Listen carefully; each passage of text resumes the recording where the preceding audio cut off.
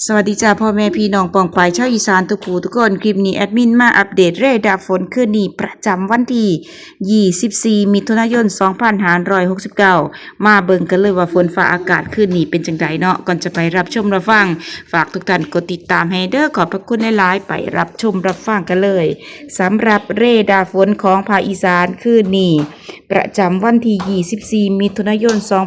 2569ตรวจพบกลุ่มฝนธรรมดากำลังอ่อนถึงปานกลางความแห้งเพิ่มขึ้น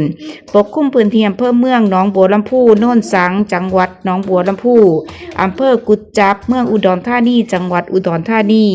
อำเภอเวียงกาวผู้เวียงหนองเรือบ้านฟางพระยืนชนบทโน่นศิลาบ้านไผ่แว่งใหญ่พ้นจังหวัดขอนแก่นอำเภอแก่งสนามนางดางขุนทดชุมพวงเฉลิมพระเกียรติคอนบุรีเสริงสางจังหวัดโคราชอำเภอประการนางร่องจังหวัดบุรีรัมย์ไผตกแล้วหรือบ่ตกจังไรตกหน่อยตกหลายตกซ้ำเนียวจักจันจังได้ก็คอมเมนต์พูดคุยแจ้งข่าวกันได้แอดมินขอโทษขออภัยค่ะลูกเสียงดังเนาะขอโทษขออภัยหลายๆสำหรับคลิปนี้แอดมินขอตัวลาไปแล้วพบกันใหม่คลิปหน้าสวัสดีค่ะ